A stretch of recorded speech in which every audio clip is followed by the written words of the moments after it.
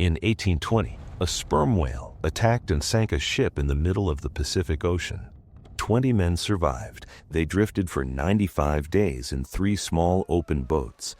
By the time rescuers found them, only 8 were alive. And what those 8 men did to survive was kept secret for decades. This story is the reason Moby Dick exists. And the real version is darker than anything Herman Melville put in the book. You are standing on the docks of Nantucket, Massachusetts, in August of 1819. Every candle burning in America right now burns on whale oil.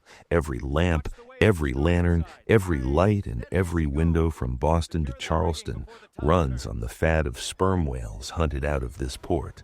Nantucket is the whaling capital of the world, and the men who sail from here are the most experienced ocean hunters alive. The ship behind you is the Essex, 238 tons, 20 men. She has made this crossing before. Her captain is George Pollard, 28 years old, young for the command but respected. His first mate is Owen Chase, 23, already a veteran of multiple Pacific voyages. Their destination is the Pacific Ocean, where sperm whales still run in numbers large enough to fill the Essex's hold. The voyage will take 2 years. The men understand this. They have families, they have debts, and they have work to do. The Essex leaves Nantucket Harbor in August of 1819.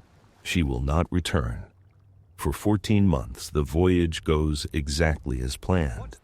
The Essex rounds Cape Horn at the southern tip of South America, enters the Pacific, and hunts along the coasts of Chile, Peru, and the Galapagos Islands. The crew is disciplined. The hunting is good. The hold fills slowly with barrels of sperm whale oil worth a fortune back in Nantucket. On the morning of November 20th, 1820, the Essex is in open Pacific Ocean, roughly 2,500 miles west of the South American coast. The lookout spots sperm whales on the horizon. Captain Pollard gives the order. The small hunting boats are lowered into the water. The men row toward the whales with their harpoons ready. This is the moment the whale decides to change the story.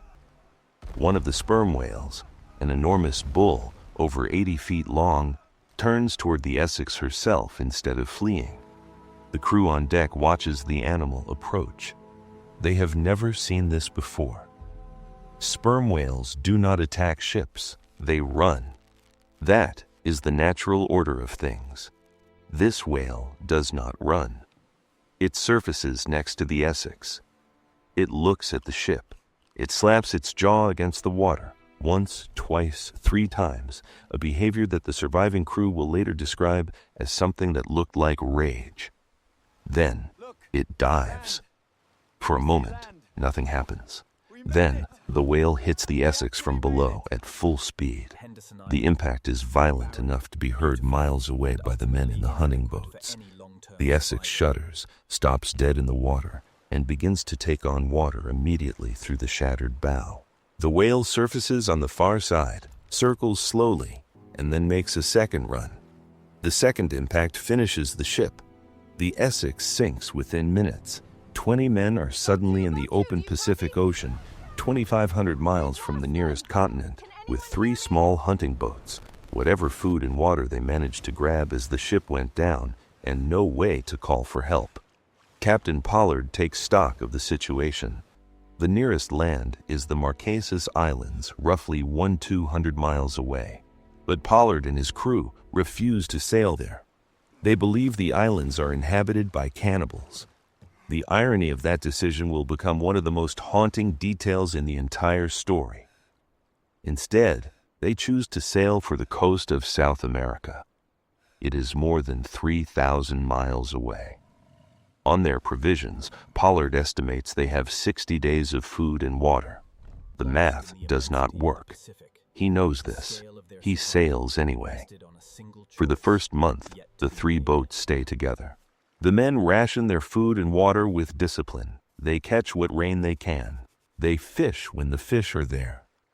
After 30 days, they sight land. It is Henderson Island, a small uninhabited rock in the middle of the Pacific, with almost no fresh water and almost no food. The crew goes ashore, rests for a week, and prepares to sail again. Before they leave, 3 men make a decision that will save their lives. They refuse to get back in the boats. They have watched what is happening to the men at sea. They know what the next 60 days will look like. They choose to stay on Henderson Island and take their chances, whatever those chances are, rather than sail back out into that ocean. The boats leave without them. The remaining 17 men resume their course toward South America. 3 days later, the boats are separated by a storm. They never see each other again. Now you are in one of those boats, Owen Chase's boat. There are 6 of you. You have almost no water and no food. You are somewhere in the Pacific Ocean with no landmarks, no engine, only a small sail, and the knowledge of the stars above you. You've been at sea for weeks. Your lips are cracked. Your ribs are beginning to show. The first man in your boat dies of dehydration. His body is put into the water. There's a moment of silence. The boat moves on. Then, a second man dies. And a third.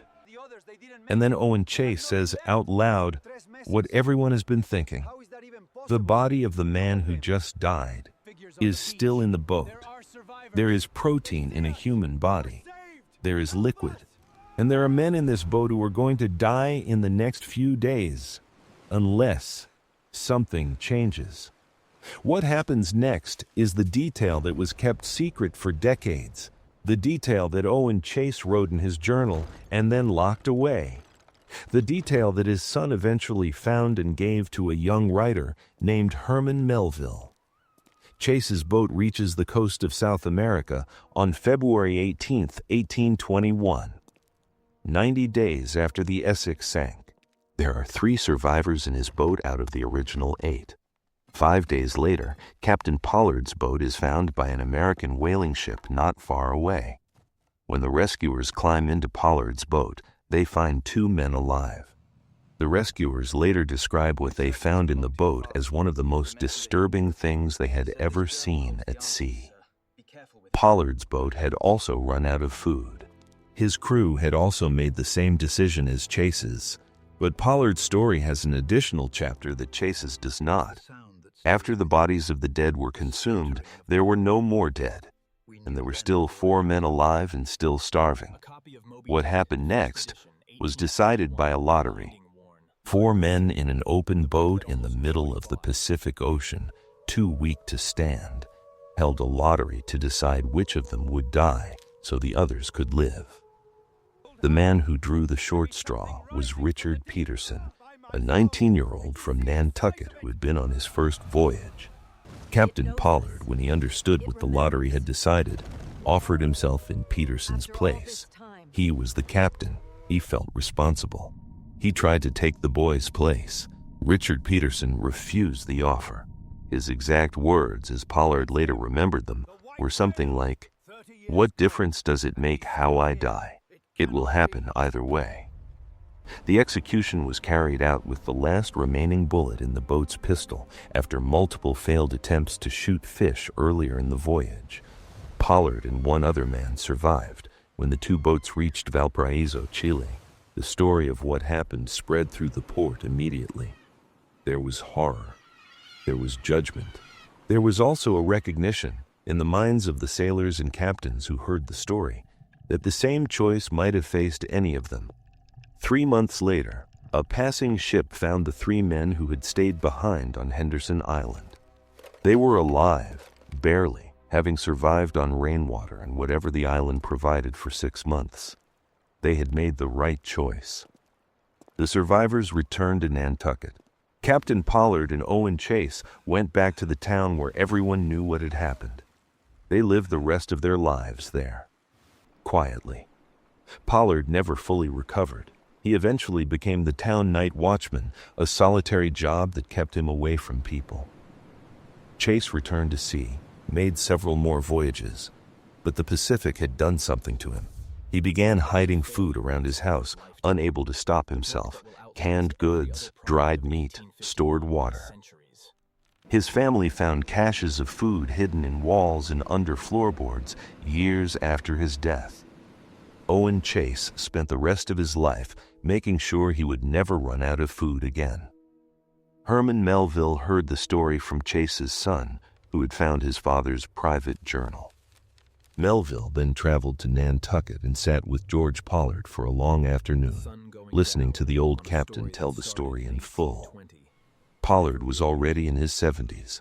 Melville was in his 30s, still working on the book that would become Moby Dick. When Moby Dick was published in 1851, almost no one bought it. It was considered a failure. Melville died in 1891 believing he had written a book that nobody cared about. He was wrong about that. And here is the detail that closes the story. In 1851, the same year Moby Dick was published, another Nantucket whaling ship reported encountering a sperm whale in the Pacific with unusual behavior. It was surfacing aggressively, slapping its jaw against the water, charging nearby vessels. It was a very large bull, old by the scarring on its skin, behavioral patterns that the crew had never seen in any other sperm whale. Some of the older sailors on that ship recognized the description. They said it was the same animal. Whether that is true or not is impossible to know. Sperm whales can live for 70 years. The math works. And whatever that whale was, it was never caught. The 3 men who stayed on Henderson Island survived. The 3rd boat was never found. 8 men out of 20 came home to Nantucket. Owen Chase hid food in his walls. George Pollard watched over a quiet town at night until he died. And somewhere in the Pacific Ocean, if the sailors were right, an old sperm whale is still moving through the water, carrying a memory or not carrying anything at all. We will never know which. Now I want to hear from you. If you had been in that boat, if you had been Richard Peterson, 19 years old, handed the short straw, what would you have done? Would you have accepted it the way he did? Or would you have fought?